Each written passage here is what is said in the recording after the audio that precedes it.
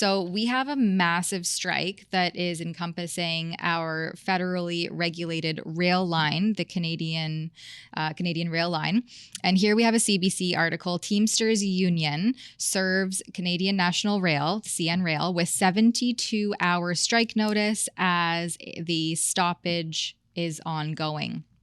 So this follows developments of federal labor minister's referral of dispute to the Canada Industrial Relations Board. It's just kind of like a washing of the hands, passing of the buck.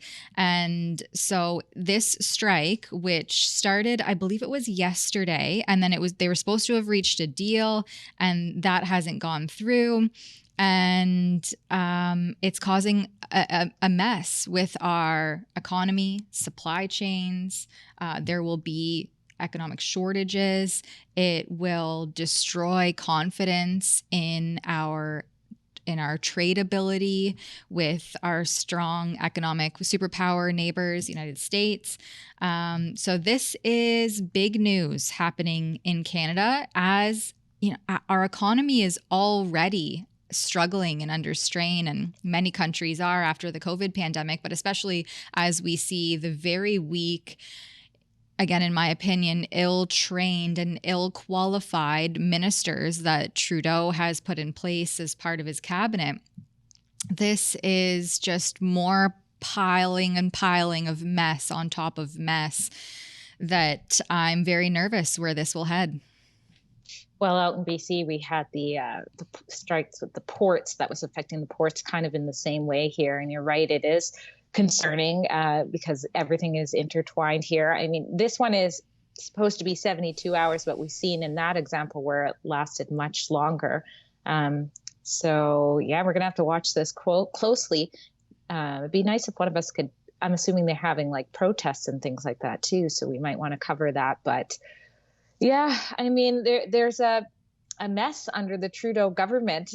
Well, it just shows the radical ideological motivation of some of these unions, and you see the Black Lives Matter adjacent fist here in the rail conference post to X, formerly Twitter, that they've served this strike notice to CN Rail, and this is amid ongoing bargaining negotiations between the union and the government that obviously haven't come to any kind of meaningful or fruitful discussion or resolution.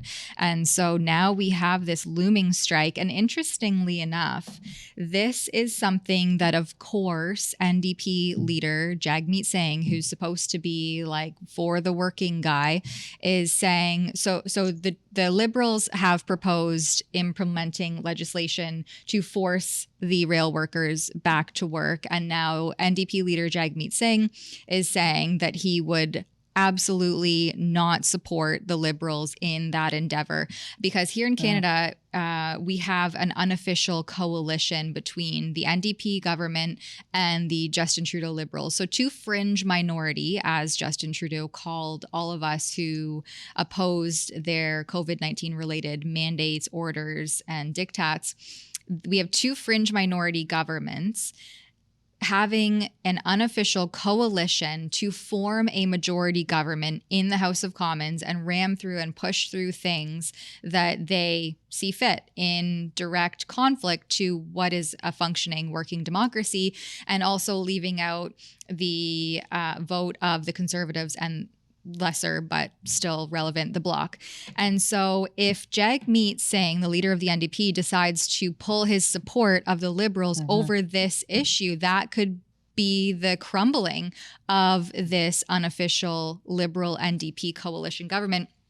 But I'm not holding my breath, because we have seen repeatedly over and over Jagmeet Singh say, oh, I'm so unhappy with Justin Trudeau and how can he do these things? And the Canadians are struggling and suffering, you know, all these political talking points that he likes to reference back to. And yet he still continues to prop up the Liberals in the House of Commons. And so these are just a lot of empty threats and empty words. Well, we made it very clear that we would always oppose back-to-work legislation. I made that very clear to Justin Trudeau. I looked him right in the eyes and said, we will never support any back-to-work legislation. Never count on us. You'll have to go to Conservatives who are the enemy of working people, you can go to yourself, because we know the Liberals have sold out working people again and again with back to work legislation, forcing them back to work, undermining their rights. So if that's the path the Liberals want to go, we're going to fight them every step of the way. We made it very clear. I said, whether it's confidence or not, I don't care. We're going to vote against any measure that attacks working people.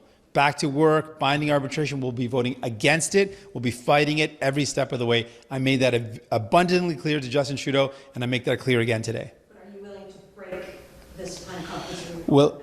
Well, if it's a confidence vote, that's breaking the agreement. We always have the right to withdraw our support from the agreement that we have. That remains our position. We can always pull away. We can always break it. But I'll make it very clear. If Justin Trudeau brings in any measure that attacks workers' rights, we will vote against it. Confidence or not, agreement or not, we will vote against it, and we will stand up for working people. It'll be interesting to see whether or not the constitutional enforcement or the challenge against the Liberals for trying to force the workers back to work, despite the bargaining not being fruitful, whether or not the NDP under Jagmeet Singh will actually pull its support for the Liberals, what will all happen here in the coming days. But definitely this is just another embarrassment on the world stage, and more so the North American stage, for our reliability and economic trade, in our ability to reach fruitful discussions and agreements with our workers and the unions. And it really hints, if you zoom out and look at the broader picture here, it really hints at the general turmoil that is happening in Canada between our elected leaders, what's happening with the economy, how people are struggling and suffering, and really that people have had enough. They're fed up. They're on edge. They can't stay afloat in today's inflation and economic period. And they're just done, and everything is crumbling. Actually, we have a clip here from Trudeau who says that he, of course, as always, is taking this so seriously. But in the copy of that tweet we posted, or that clip that we posted to X, we say Canada continues to struggle economically, and now for the first time in history, under the Liberals' leadership, the country's two largest railways are on strike. But PM Trudeau says he's taking things so seriously. I just visited a little incredibly innovative manufacturer here that works for Tesla and others in some really high-performing, high-quality manufacturing. But I talked also about the fact that they are going to be impacted if a shutdown of the rail system continues for much longer. And that's something that is an impact right across the country, from workers to businesses to farmers to consumers who are going to be impacted. That's why we are on this. We're taking it so seriously. The minister is engaged directly. We are not taking this lightly, obviously, because Canadians across the country are worried about it, and we will have more to say shortly on what we're doing to make sure that the right solution is found quickly for the economy. I don't know about you, Drea, but I think the right solution should have been found before it got to this point. Well, that's always best. And it looks like they were, to prepare for the possible strike, which we're now in now, they were already halting shipments even beforehand. So that kind of extends how long this is lasting. Well, and how long it's been boiling to getting to this point. And then, of course, we had our out of touch, tone deaf Chrystia Freeland, the Minister of Finance and Deputy Prime Minister, come in and try to somehow claim that Canada's moving in the right direction amid all of this. Minister, with this potential rail stoppage looming, and just recently we saw port strikes cost the economy billions of dollars, how can you tell international trading partners Canada is a reliable place for business when labor disputes keep disrupting the flow of goods? Canada is an extremely reliable place for business. Canada is an outstanding investment destination. And look, it's my job to say that, and I say it with utter belief and confidence. But guess what? Investors agree with me, and they are coming, and they are talking with their checks. This Polaris project is a huge investment on the part of Shell. Not too far from here, Dow has made a historic investment, their biggest investment ever in North America. We've had major investments from Honda, major investments from VW. This is a moment actually when the world is recognizing the Canadian advantage, whether that advantage is in our geological formations or our incredibly smart, innovative, hard-working people. I agree with you though. Right now, Canada is really moving in the right direction economically. We've had inflation within the Bank of Canada's target range for 7 months. Interest rates have come down twice in a row. We have major foreign investment pouring into our country. And we simply cannot afford, we cannot tolerate a self-inflicted wound.